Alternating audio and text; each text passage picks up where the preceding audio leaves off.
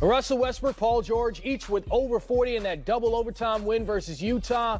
And check out this full list of teammates that have done that. Look familiar? Russell Westbrook a few different times with Kevin Durant. They seem to have that same energy now with Paul George. On that note, let's welcome in Eric Horn from the Oklahoman.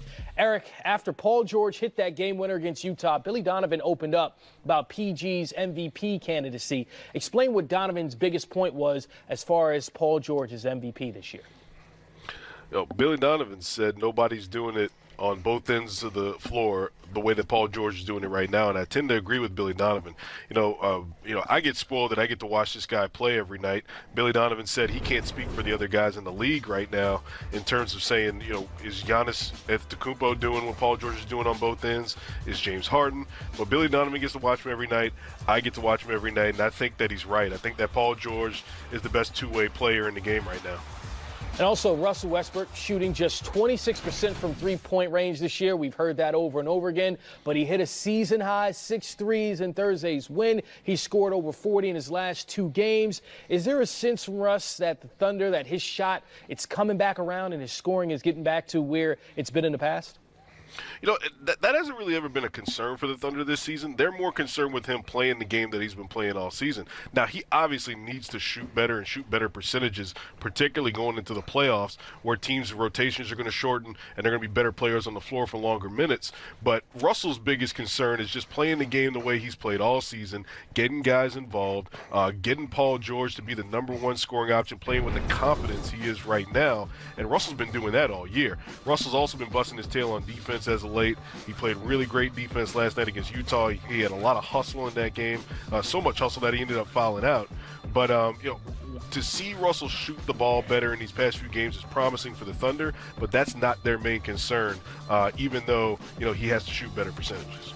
Yeah, Eric, I agree with you. I'm not really worried about Russell shooting. I know it's going to come. He's going to play the game. My question is, will his decision-making still be sound like he's shown us now, letting Paul George be Paul George? And secondly, Dennis Schroeder's now is starting to find his stride. Is Russell really comfortable now, like, I got to give up a little bit for the betterment of the team?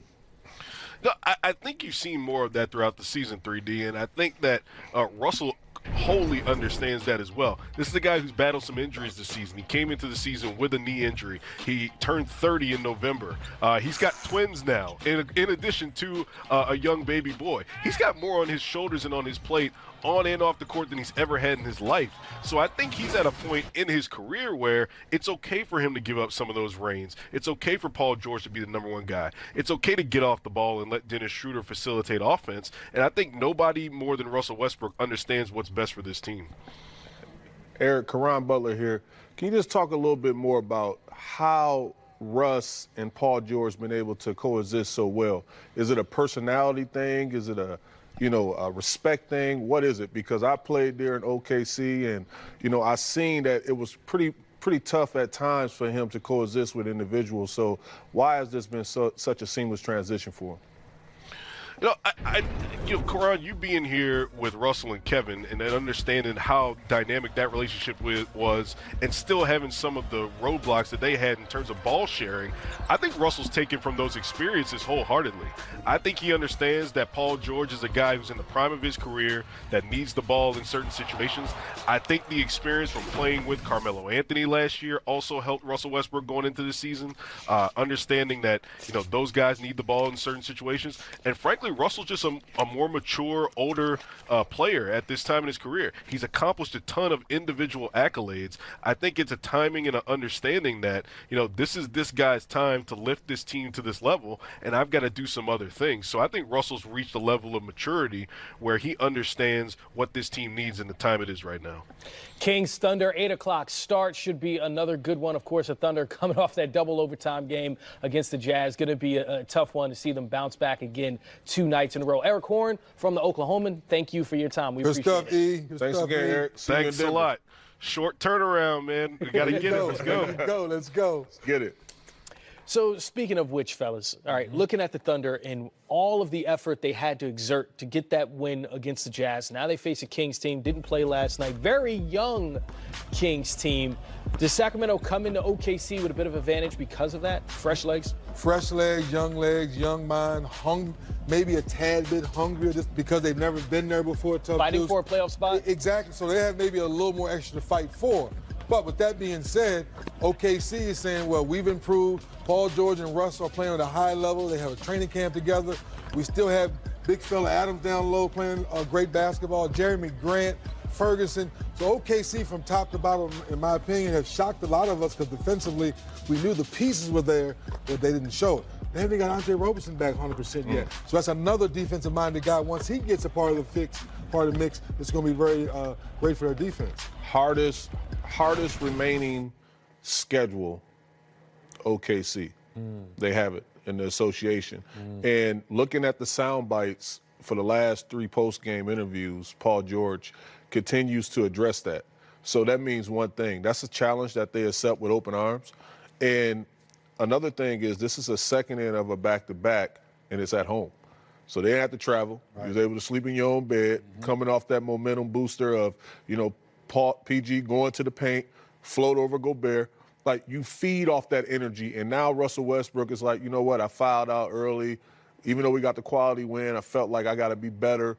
And those guys are coming in marching, trying to play their best basketball going into the playoffs. So every year we get to this point in the season, past the All-Star break, and we look out west and say, what team can challenge the Warriors? It seems like the Thunder, they play great defense. They have their identity now where it seems as if Paul George is the closer.